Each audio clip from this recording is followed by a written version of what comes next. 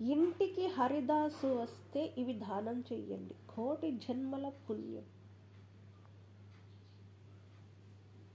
ధనుర్మాసం ప్రారంభమైపోయింది. సంక్రాంతి నెల పట్టు ప్రారంభమైంది. ఈ నెల రోజుల పాటు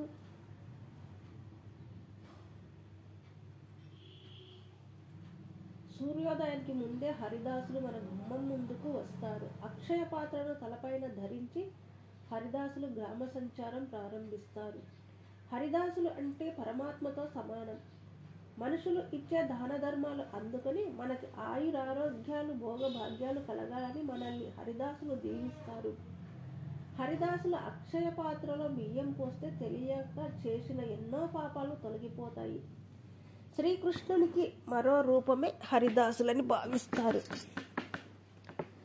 తన భక్తులను అనుగ్రహించి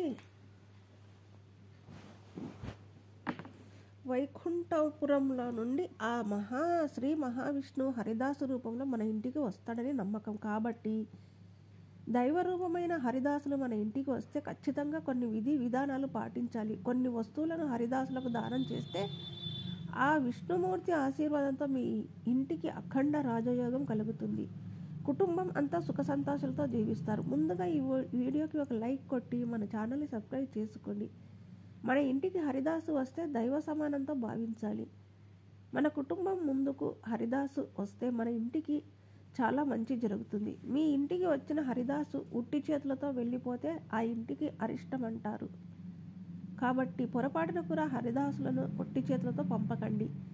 హరిదాసు మీ ఇంటి ముందుకు వస్తే మీకు ఎన్ని పనులు ఉన్నా సరే అవన్నీ పక్కన పెట్టేసి ఇంటి ముందుకు వచ్చిన హరిదాసుని అక్షయ పాత్రలో బియ్యం పోయండి.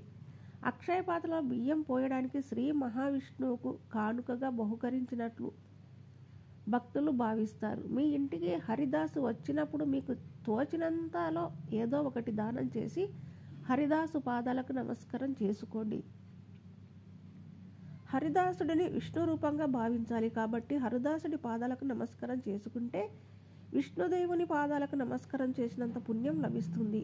విష్ణుమూర్తి అనుగ్రహం కలుగుతుంది. హరిదాసులకు దానం చేసే వాటిలో బియ్యం ఒకటి. హరిదాసులకు బియ్యం దానం చేసేవారు ఖచ్చితంగా 3 గుప్పిళ్ళ బియ్యాన్ని దానం చేయాలి. హరిదాసుల తలపైన అక్షయ పాత్ర ఉంటుంది. ఈ అక్షయ పాత్రలో 3 గుప్పిళ్ళ బియ్యం పోసి అక్షయ పాత్రను ముట్టుకొని నమస్కారం చేసుకోండి. ఈ అక్షయ పాత్రకు చాలా శక్తి ఉంటుంది. పూర్వం ఆ శ్రీ మహావిష్ణువు ఆ అక్షయ పాత్రను సృష్టించి హరిదాసుల తలపైన పెట్టాడు. కాబట్టి ఈ అక్షయ పాత్రకు నమస్కారం చేసుకున్న వారికి విష్ణుదేవుని ఆశీర్వాదం లభిస్తుంది. బియ్యంతో పాటుగా హరిదాసులకు డబ్బులను దానం చేయండి.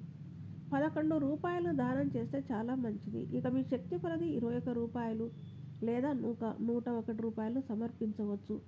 ఇంటి ముందు ముగ్గు ఉంటేనే హరిదాసు మీ గుమ్మం ముందుకు వస్తాడు. కాబట్టి ఈ సంక్రాంతి పండుగ వచ్చే నెల రోజుల పాటు గుమ్మం ముందు ముగ్గులు వేసుకోండి. హరిదాసుడు వచ్చే సమయానికి ఇంటి ముందు ముగ్గు లేకపోతే మీ ఇంటికి దరిద్రం పట్టుకుంటుంది. హరిదాసుడి దానం చేసేవారు ఖచ్చితంగా స్నానం చేసి ఉండాలి. స్నానం చేయకుండా దానం చేస్తే పుణ్యానికి బదులు పాపం చుట్టుకుంటుంది.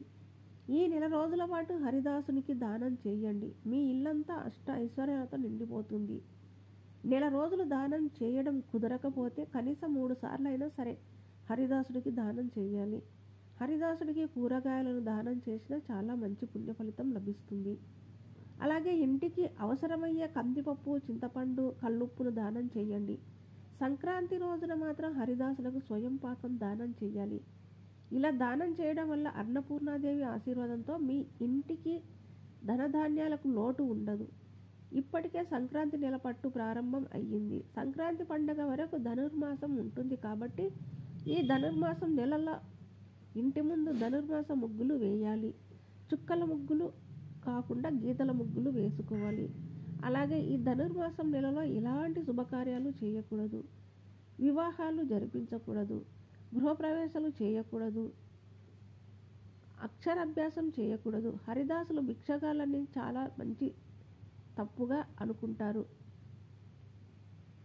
చాలామంది తప్పుగా అనుకుంటారు. కానీ అలా అనుకోవడం చాలా పెద్ద తప్పు. ఈ సంక్రాంతి పండుగ రోజుల్లో ప్రతి ఒక్కరూ దేవుని నామస్మరణ చేయాలని భగవంతుడి కృపకు పాత్రులు కావాలన్న ఉద్దేశంతోనే హరిదాసులు విష్ణు కీర్తనలు చేస్తూ వీధుల్లో తిరుగుతుంటారు. కాబట్టి మీకున్న స్థాయిని బట్టి హరిదాసుకు బియ్యం, కూరగాయలు, డబ్బుల రూపంలో దానం చేయండి. ఈ పండగ రోజులో హరిదాసులతో పాటు గంగిరెద్దులు, బసవన్నలు ఇంటి ముందుకు వస్తాయి. ఆవును ఇంటి ముందుకు తీసుకువస్తారు. మన ఇంటి ముంగిట్లో గోమాత నిల్చుంటే మన ఇంటికి ముక్కోటి దేవతలు వచ్చినట్లే. కాబట్టి ఇంటి ముందుకు గోమాత వస్తే ఏదో ఒక ఆహారం గోవుకు తినిపించండి. అరటి పండును గోమాతకు తినిపిస్తే చాలా మంచిది. ఇంటి ముందుకు వచ్చిన గోమాతకు నమస్కారం చేసుకుని దానం చేయండి. సంక్రాంతి వేడుకలు ముగిశాక హరిదాసులంతా భద్రాచలంకి వెళ్తారు. మనం దానం చేసిన బియ్యం అలాగే డబ్బులతో భద్రాచలం ఆలయంలో అన్నదానం ఏర్పాటు చేస్తారు. హరిదాసులు రాత్రిపూట మాత్రమే భోజనం చేస్తారు. విష్ణు స్వరూపమైన హరిదాసుడు పేద ధనిక భేదం లేకుండా అందరి ఇంటికి వెళ్తారు. శ్రీమద్రమణారాయణ గోవింద హరి అంటూ ఇంటి ముందు ముగ్గు చుట్టూ ఒకసారి తిరుగుతాడు. గుమ్మంలో ఎవరు లేకపోతే మరో ఇంటికి వెళ్తాడు. అందుకే గ్రామాల్లో హరిదాసు వస్తున్నాడంటే ఇంటి యజమానులు గుమ్మాలలో ధాన్యంతో సిద్ధంగా ఉంటారు. ఈ ధనుర్మాసం 1 రోజులు వెంకటేశ్వర స్వామి నమ్మకంతో పూజించండి. ఖచ్చితంగా మంచి ఫలితం కనిపిస్తుంది. ఈ ధనుర్మాసంలో పూజలు చేసేవారు మాంసాహారానికి దూరంగా ఉండాలి. అలాగే ఉల్లిపాయ మరియు వెల్లుల్లి తినకూడదు.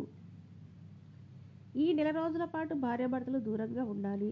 హరిదాసులు చిడతలు వాయిస్తూ వీధుల్లో తిరుగుతున్నప్పుడు ఎవరిని భిక్షం అడగరు. ఎవరైనా దానం చేస్తేనే భిక్షం తీసుకుంటారు. అలాగే హరిదాసులు వెనక్కి తిరిగి చూడరు. ఎవరితోనూ ఎలాంటి మాటలు మాట్లాడరు. ఈ పండగ రోజుల్లో మీ గుమ్మం ముందుకు ఎవరైనా వస్తే ఖాళీ చేతుల్లో పంపకండి. ఏదో ఒకటి దానం చేయండి.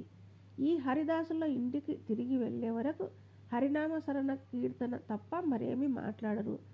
అక్షయ పాత్రను కూడా దించరు. హరిదాసులు తమ ఇంటికి వెళ్ళాక ఇల్లాలు ఈ హరిదాసు పాదాలు కడిగి అక్షయ పాత్రను దించుకుంటారు.